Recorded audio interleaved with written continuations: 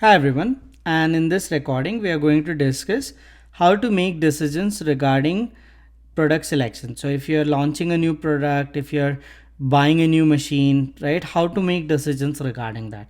So we are going to use the same format and do one problem based on it. Okay, so what is happening? So let me clear the previous question and then we can start doing it. Okay, so the format remains same. We'll try to figure out the cash flows. We'll calculate the NPV. If the NPV is greater than the cost, we'll accept the project. If it is less, we'll reject the project. So let's see what's happening. So you're planning to start a new product. To start the product, you need to invest $1 million in working capital, which you will recover completely at the end of 4 years, and $5 million in capital cost. Now, what is working capital? You need some inventory. So you are going to sell something. So you need to build up your inventories. You need to build up your working capital, right? So that is generally what increase in working capital means. So you're going to increase the working capital in year 1 and you're going to decrease the working capital in the last year. Okay, you will completely recover that in 4 years, and $5 million you're putting in as capital cost. Capital cost means you're creating an asset, and from that asset you're going to take depreciation. You expect $3 million in sales, right? 200,000 as COGS, 100,000 as fixed expenses, and $20,000 as SGA. You claim depreciation at 25% on 5 million of capital cost. Income is taxed at 35%. You expect sales and COGS to grow at 20% for the next 4 years. You expect SGA to grow at 12%. Product has 4 years life cycle and your discount rate is 12%. Should you consider the project? Should you launch the product? So let's see how we'll make decisions. Okay. So year 1, the sales are going to be, so sales given are 3 million. So $3 million of sales in year 1. Now the sales are going to grow at 20% for the next 4 years. So 3 million into 1.2, then again 3.6 million into 1.2 and 4.3 million into 1.2. So they're growing at 20%. Now cost of goods sold is 200,000 in COGS. So 200,000 in cost. Okay, that is one more zero, which again grows at 20%. So this into 1.2, then previous years into 1.2, fourth year into 1.2. Okay, so you get gross profit. Sales minus COGS is gross profit. So 3 minus 200,000, 2.8 million. 3.6 minus 2.4, then 4.3 into 2.88 and 5.84 minus 3.45. Okay, then they are saying you have SGA as 20,000 and SGA grows as 12%.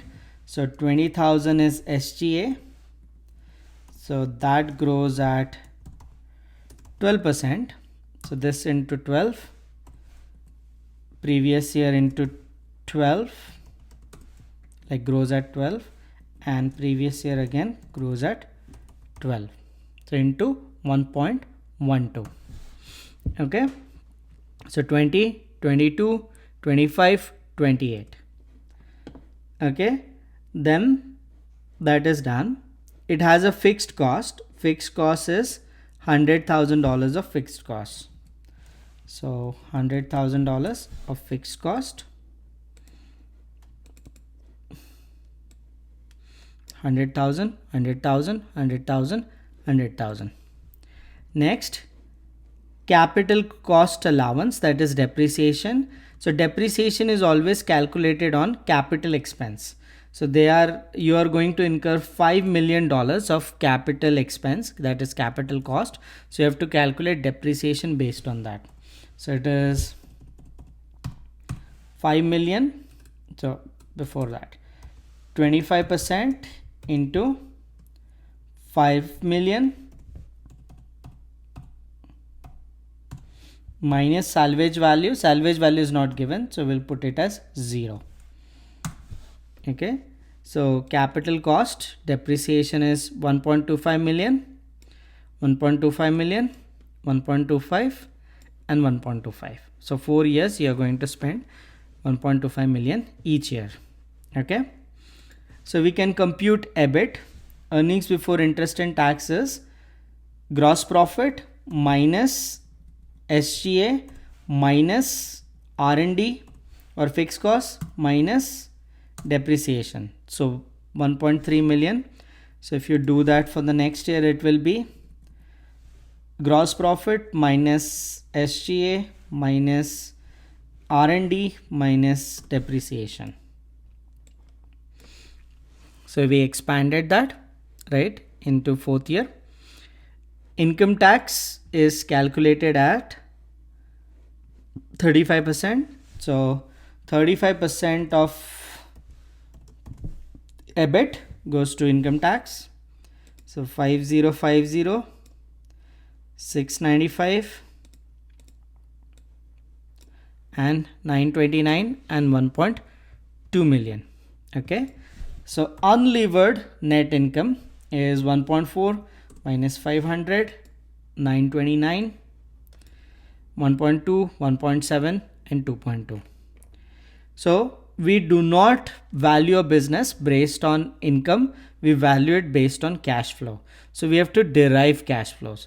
So let's start with income and then go down to cash flows, then we'll calculate NPV. So plus CCA, so we have to add back CCA. So we have deducted CCA, so we'll add back CCA. So CCA in each year is this, depreciation in each year is this. Okay, so I've just linked it to the above column. Then you have to deduct capital expenditure. So how do you deduct capital expenditure?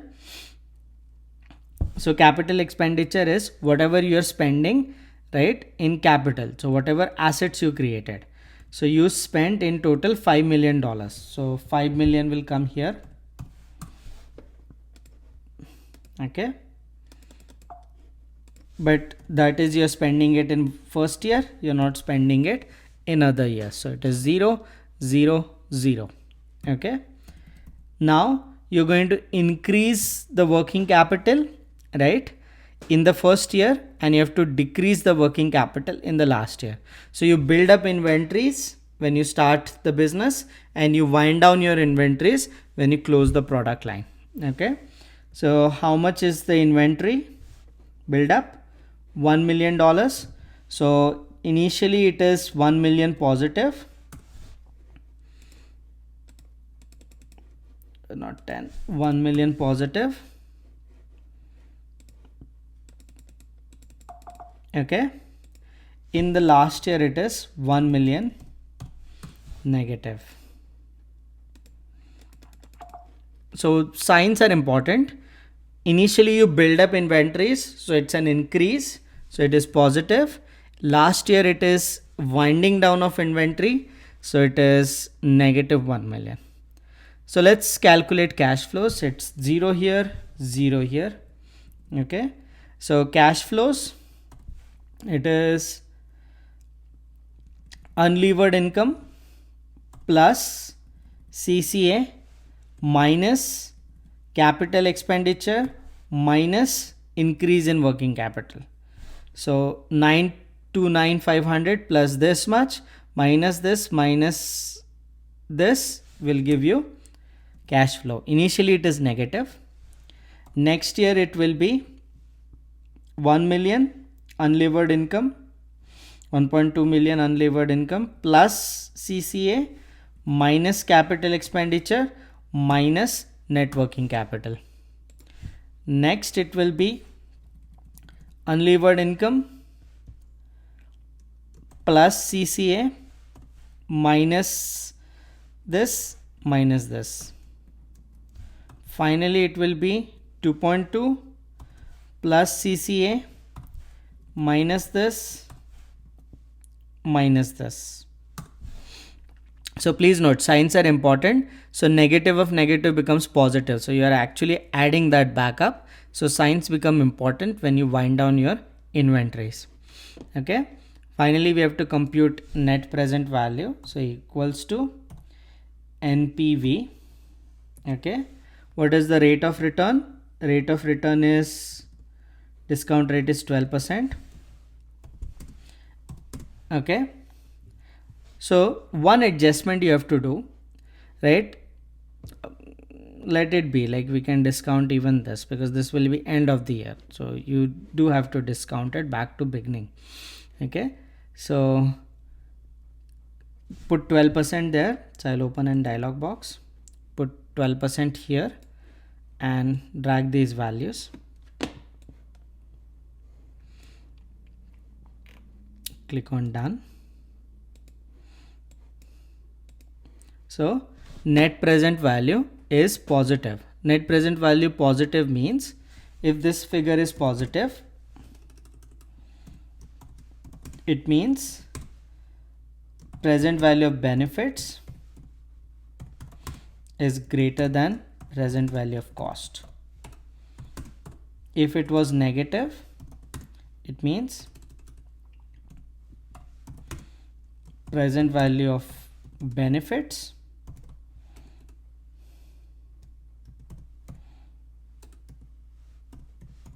is less than present value of cost. Okay. Since this is positive, we'll accept the project. Since this is positive, we will accept the project. If it was negative, we would not have accepted the launch of new product. So this is how to do it. Fill all the columns up, right? Make projections. Positive, right? Accept it. Negative, reject it. So once again, pause this video, do it slowly, do it with like, pause it in chunks, fill it up, practice it out, right? And calculate the NPV.